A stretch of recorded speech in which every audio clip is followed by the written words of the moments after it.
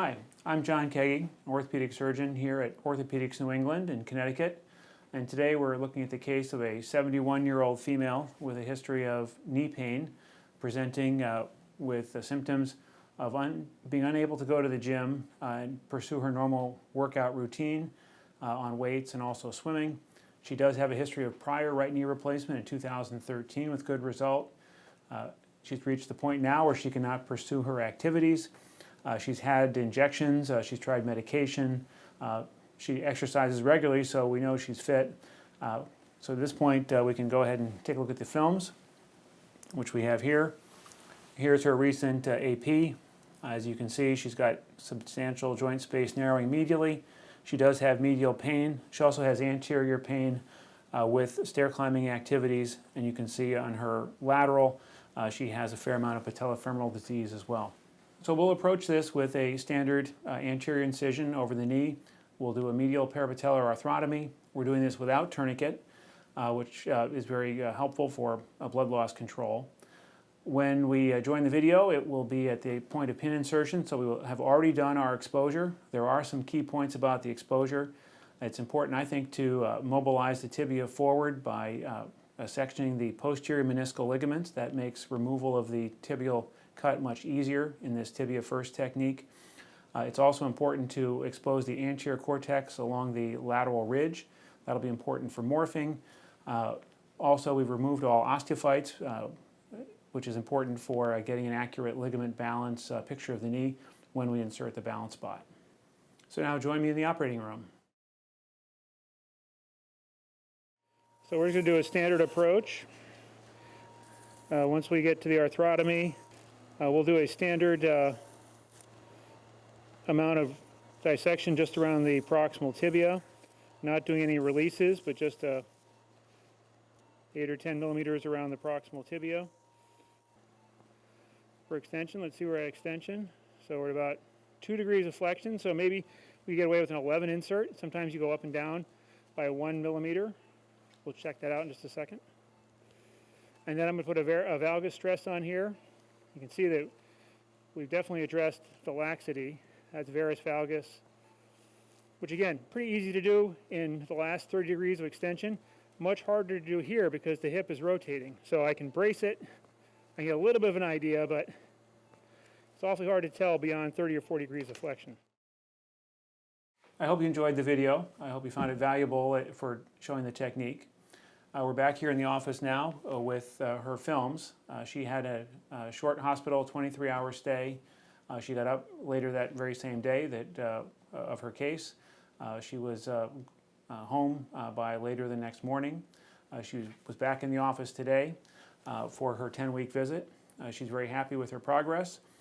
She felt that she's progressing much more quickly than she did with her prior total knee. She's back to many activities. Her range of motion is full, from full extension actively to 130 degrees flexion. Most importantly, her knee looked terrific with no real effusion, and her knee is stable through the whole range of motion. Here are her films today. AP view, well aligned. We like the thickness of her insert. Same thing on the lateral view, well aligned, pieces are good. She's done very well.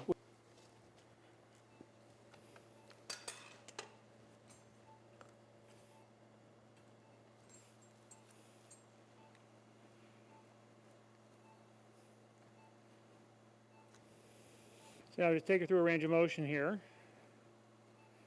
So again, we'll do that same kind of gravity hang. So we're hanging where we were before, 130, thereabouts. For extension, let's see we're at extension. So we're at about 2 degrees of flexion, so maybe we get away with an 11 insert. Sometimes you go up and down by 1 millimeter. We'll check that out in just a second. And then I'm going to put a valgus stress on here. You can see that we've definitely addressed the laxity. That's varus valgus, which again, pretty easy to do in the last 30 degrees of extension. Much harder to do here because the hip is rotating. So I can brace it. I get a little bit of an idea, but it's awfully hard to tell beyond 30 or 40 degrees of flexion. I hope you enjoyed the video. I hope you found it valuable for showing the technique. We're back here in the office now with her films. She had a short hospital 23-hour stay. She got up later that very same day of her case. She was home by later the next morning. She was back in the office today for her 10-week visit. She's very happy with her progress. She felt that she's progressing much more quickly than she did with her prior total knee. She's back to many activities. Her range of motion is full, from full extension actively to 130 degrees flexion. Most importantly, her knee looked terrific with no real effusion, and her knee is stable through the whole range of motion. Here are her films today. AP view, well aligned. We like the thickness of her insert. Same thing on the lateral view, well aligned.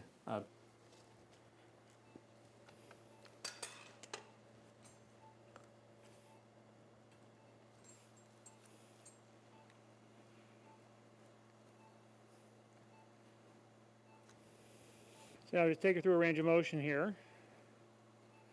So again, we'll do that same kind of gravity hang.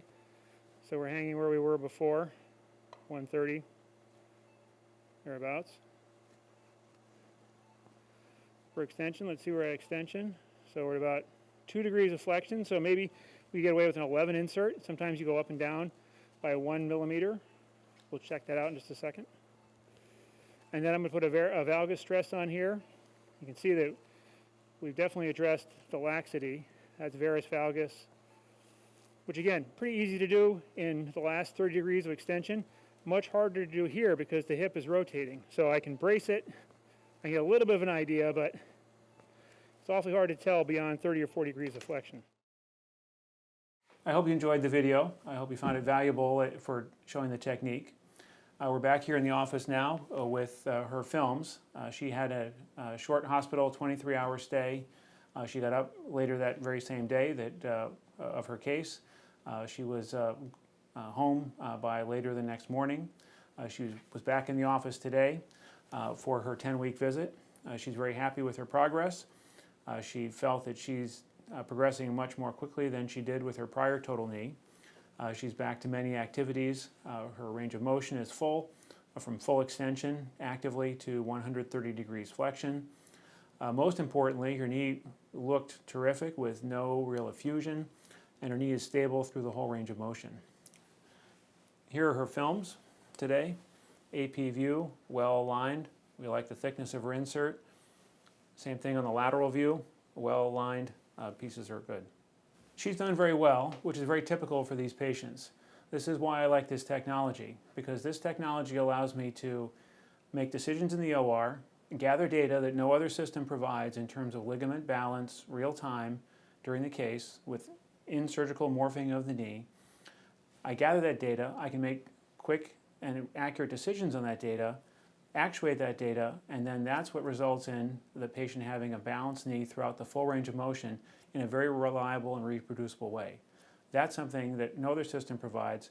That's something that's very exciting to me, and it's made these patients do so much better.